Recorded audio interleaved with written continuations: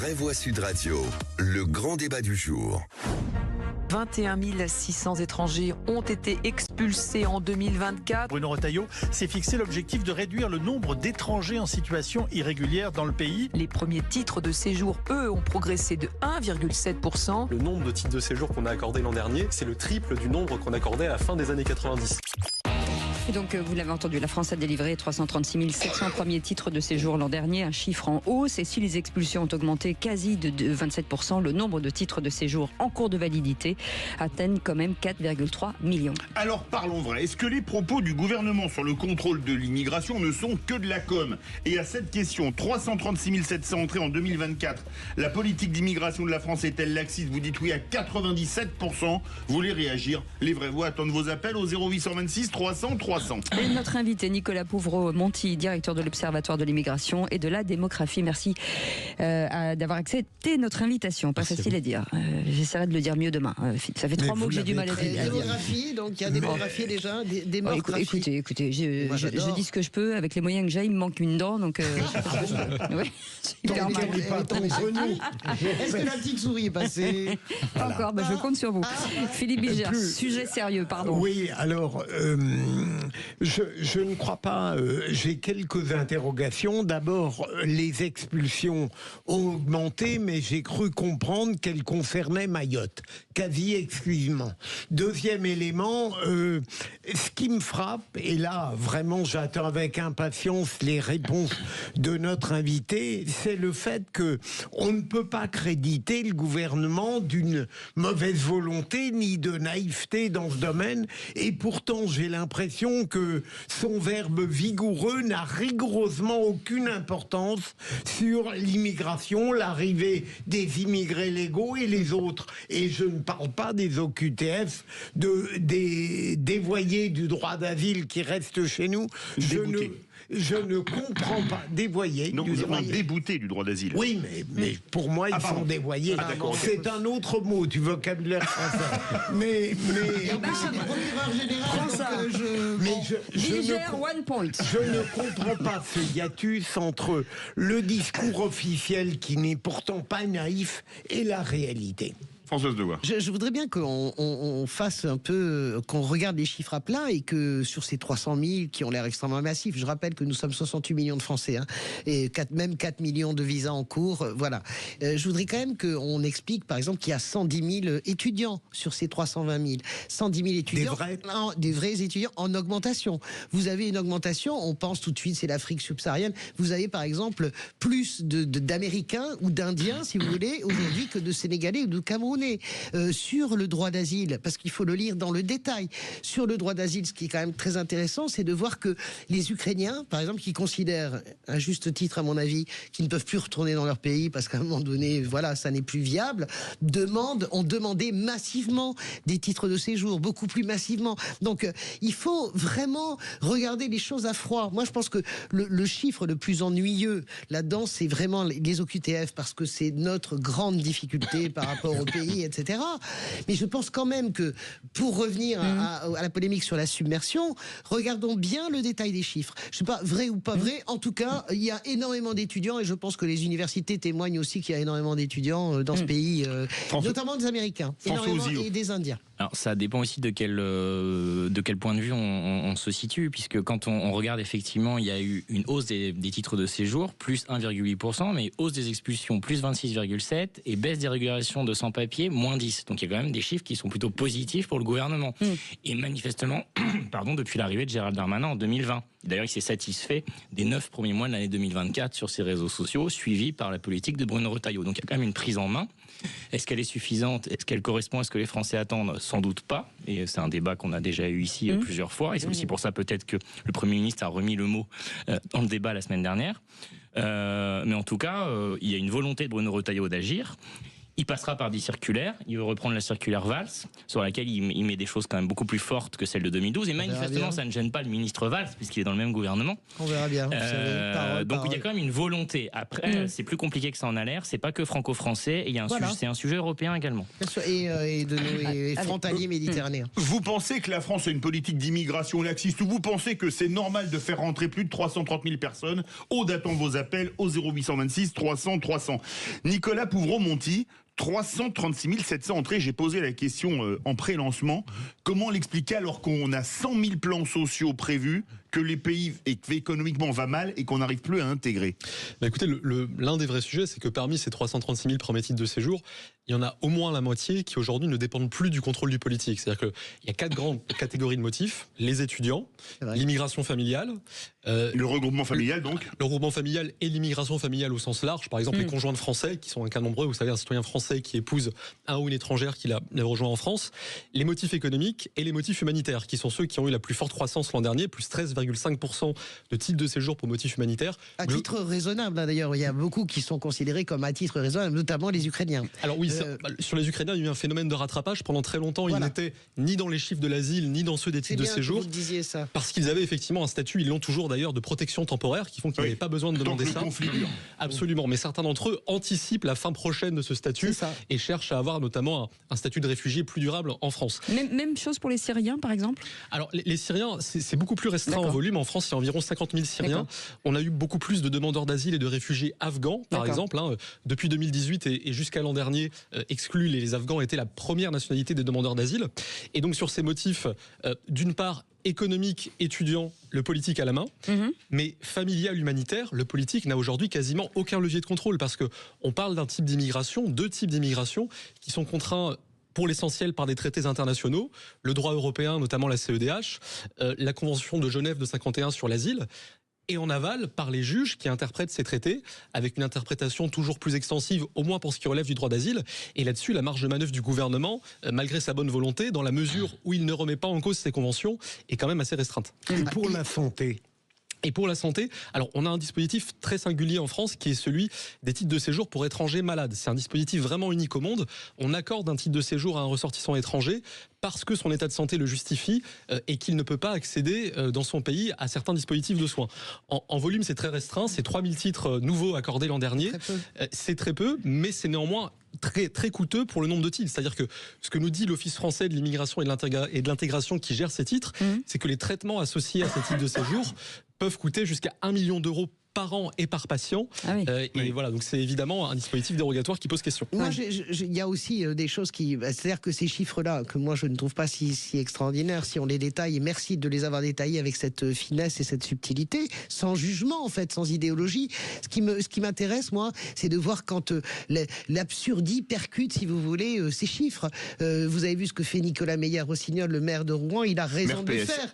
Il a raison de le faire, Nicolas Meyer-Rossignol, avec cette jeune kosovare qui parle 5 langues ou 7 langues, qui veut s'intégrer, qui avait un CD et qui va être renvoyé en Ecotel. Il n'y a pas plus intégré qu'elle. Il a d'ailleurs mis, et c'est pas un bolchevique wokiste, Nicolas Meyer-Rossignol. Il se bat vraiment. Donc on a ces situations absurdes de cas par cas qu'il faudrait quasiment traiter, et cette masse de chiffres qui correspond vraiment. Il ne faut pas parler massivement des chiffres. C'est ce que je veux dire par là. Donc c'est une immigration choisie qu'il faut, Françoise? Non, moi, je ne discute pas d'immigration sur un coin de table avec des mots valises et des phrases répétées à l'envi. Si on parle de ça, je voudrais avoir votre avis. Est-ce que... Je pense que l'immigration devrait être un immense débat national. Je pense que nous devrions... Non, mais avec tout le monde, pas référendum, parce que c'est pas possible, et heureusement d'ailleurs, parce que ça sera passionnel. Je pense qu'il faudrait qu'on soit capable... Non, mais arrêtez avec l'avis au peuple sur l'immigration. Vous allez voir ce que ça va donner. Non, mais si le peuple vote contre le gouvernement, il faut changer le peuple. Non, c'est pas ce que je dis du tout. Non, c'est Bertolt Brecht. Non, mais vraiment, je voudrais aller... Est-ce que je peux... Juste, je vous fais cette proposition.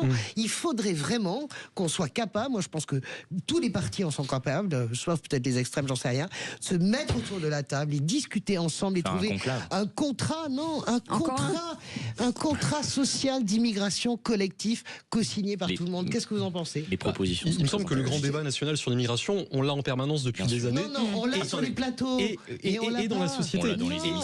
Et ce qui se dégage dans la société, c'est beaucoup plus une ligne de consensus qu'une ligne de clivage. C'est-à-dire qu'on a maintenant des enquêtes d'opinion sur l'immigration à peu près tous les mois, et on a systématiquement entre 2/3 et les 3/4 des sondés. Mais on ne fait pas une politique avec l'opinion. Qu'il y a aujourd'hui, à partir du moment où on parle de 2/3 ou 3/4 des Français, vous voyez, et ce qui est intéressant d'ailleurs, c'est que c'est 90% de l'électorat RN qui pense ça, mais c'est aussi 2/3 de l'électorat macroniste, c'est aussi une petite moitié de l'électorat PS. 43% des électeurs PS ont répondu la semaine dernière à Elab qu'ils partageaient personnellement le constat d'une submersion migratoire, c'est le terme qui a été employé par le Premier ministre.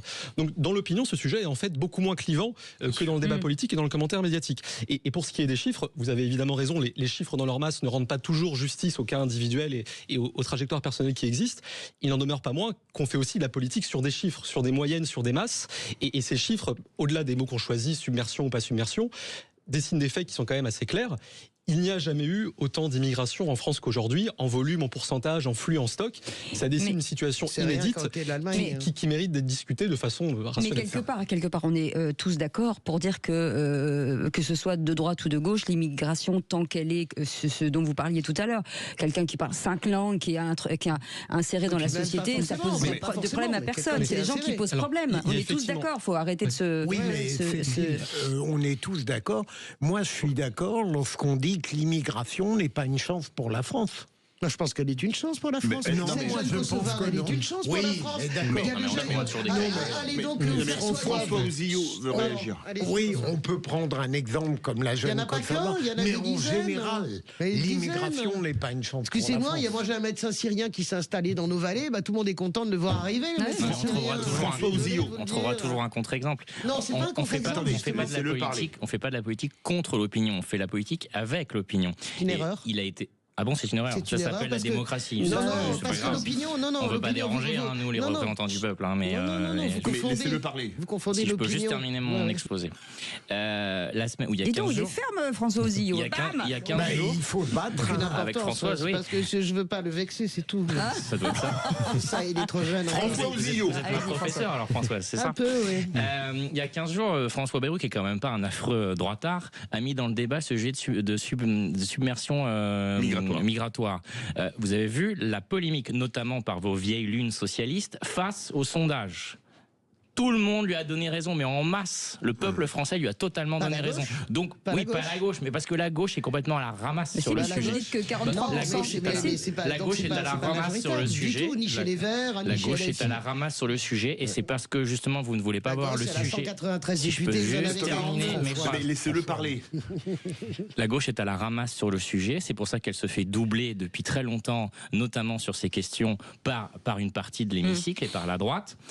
Quand on comprendra pas ce sujet à bras-le-corps, et c'est ce que fait Retailleau et c'est ce que faisait Darmanin avant, et d'ailleurs il y a des gens de gauche qui sont tout à fait d'accord avec ça, c'est bien d'ailleurs comme ça que le macronisme a capté une partie du centre-gauche, et si vous voulez toujours pas voir le sujet, Françoise, vous et vos amis, vous continuerez à faire monter le Rassemblement National. On part au 0826 300 300. Cyril, bonsoir. Bonsoir la grande famille. La grande famille, c'est le dimanche avec le poulet là pour l'instant. Allez-y. En se jetant les os à la tête. Allez-y Cyril, allez-y. Bon, écoutez, j'ai vraiment l'impression que les discussions ou la discussion sur l'immigration fait peur à la France et aux Français. Et je pense qu'il est temps qu'on puisse se regarder devant les miroirs. Il est possible qu'on n'ait pas fait la paix avec le passé. On est bien conscient que l'immigration peut apporter, mais il est temps que le peuple français se demande quel type d'immigration peut vraiment apporter à la construction de la nouvelle France, la France du XXIe siècle. Pour reprendre par exemple les chiffres de Nicolas, si on compare les 3000 titres que la France a officiellement accordés, par exemple au titre qu'un tout petit pays qui est la Suisse, qui est juste à côté de la France, a accordé à ses immigrés, on est très très loin par exemple des pourcentages.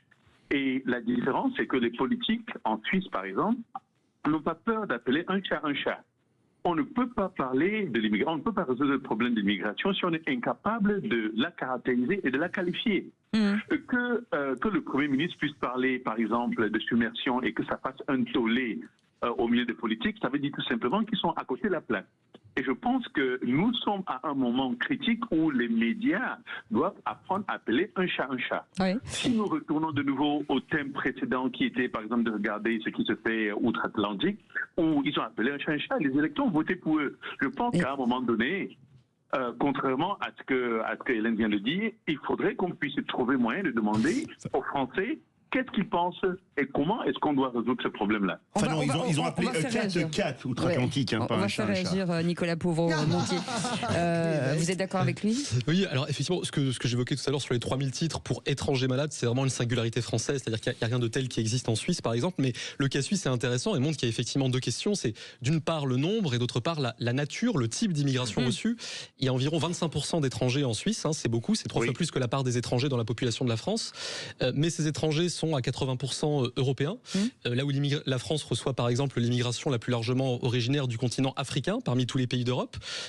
La Suisse met en place une politique d'attractivité spécialement dédiée à une immigration à haute valeur ajoutée économique avec un système de quotas sur certaines professions et des critères de qualification. Et la Suisse a aussi un système d'acquisition de sa nationalité plus rigoureux, qui est parmi les plus rigides, les plus stricts d'Europe. Oui, il faut parler au moins une des 3 langues. Oui, c'est ça. Il y a un ensemble de critères cantonaux, fédéraux qui se cumulent. Là où en France, depuis l'an 2000, on a environ 3 millions de personnes qui ont acquis la nationalité française, dont 700 000 par ce qu'on appelle le droit du sol, ce qui est une expression un peu facile, mais on voit ce dont on parle, c'est-à-dire une acquisition automatique sans vérification d'aucun critère d'intégration. Merci beaucoup Nicolas Pouvreau-Montier, directeur de l'Observatoire de l'immigration et de la démographie. Ouais, je l'ai dit, c'est bon. Au bout de 3 fois. Vous êtes d'une grande clarté. Bravo. Ouais, c'était hyper intéressant. Vous pouvez pas rester avec nous pour le qui c'est qui l'a dit?